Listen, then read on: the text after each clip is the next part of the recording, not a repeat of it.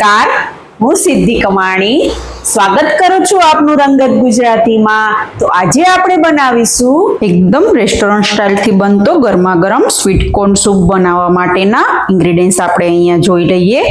મેં અહીંયા આપણે 1.5 કપ પાણી જોશે એટલા માટે 1 કપ અત્યારે અહીંયા ઇન્ગ્રેડિયન્ટ્સમાં લીધું છે। આપણે બીજું પાણી એક્સ્ટ્રા પછી એડ કરીશું। અહીંયા 1/2 કપ મેં કાચી જ મકાઈ જે અમેરિકન આવે છે તેના દાણા કાઢીને લીધા છે। અહીંયા મેં થોડું 2 થી 3 ચમચી જેટલું ગાજરને ઝીણું સમારીને લીધું છે। 1 લીલું મરચું ઝીણું સમારીને લીધું છે। 1 ચમચી બટર લીધું છે। 1 ઝીણી સમારેલી સ્પ્રિંગ ઓનિયનનો વ્હાઇટ પાર્ટ કરીને મેં અહીંયા લીધો છે। 2 થી 3 ચમચી મેં આ મકાઈના દાણા કાઢીને લીધા છે, એ આખા રાખવાના છે ને 1/2 કપ આપણે મકાઈ લીધી છે એને આપણે ક્રશ કરવાની છે એટલા માટે મેં અલગ રાખી છે। 3 લસણની કણીને જીરું સમારીને લીધું છે। 1 ઇંચ આદુના ટુકડાને છીણી લીધું છે। 1/2 ચમચી નમક, 3/4 ચમચી મેં અહીંયા કોર્નફ્લોર લીધો છે।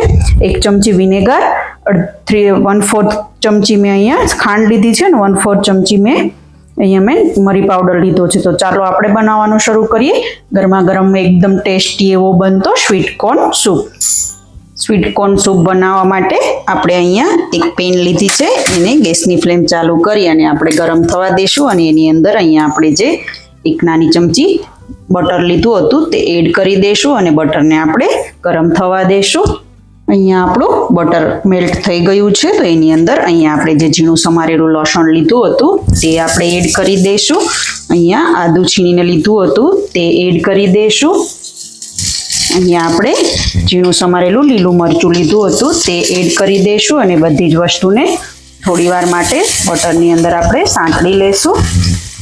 હવે અહીંયા આપણે જે ડુંગળી લીધી હતી ઝીણી સમારેલી વ્હાઇટ પાર્ટ તે આપણે એડ કરી દઈશું અને એને પણ સાતળવા માટે રાખી દઈશું। અને અહીંયા આપણે જે મકાઈ રાખી હતી 2 થી 3 ચમચી આખા દાણા તે એડ કરી દઈશું અને એને પણ મિક્સ કરી લઈશું વ્યવસ્થિત રીતે, એટલે એ મસ્ત રીતે પાકી જાય।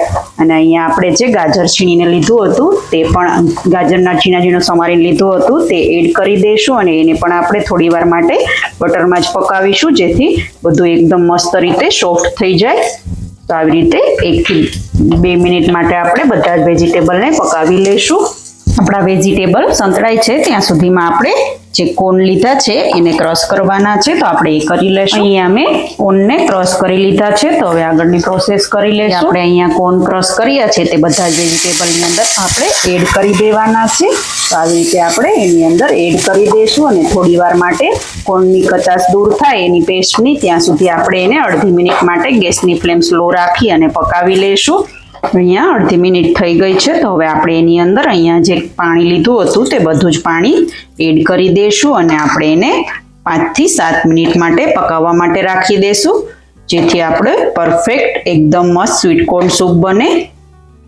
સ્વીટ કોર્ન સૂપ બનાવીએ ત્યારે આપણે આવી રીતે ઉપર મકાઈના ફીણ જે આવે છે તેને આવી રીતે આપણે ચમચી વડે નીકાળી લેવાના છે જેથી આપણો સૂપ એકદમ પરફેક્ટ રેસ્ટોરન્ટ જેવો જ બને। તો આવી રીતે ચમચીથી આપણે બધા જ ફીણને નીકાળી લઈશું।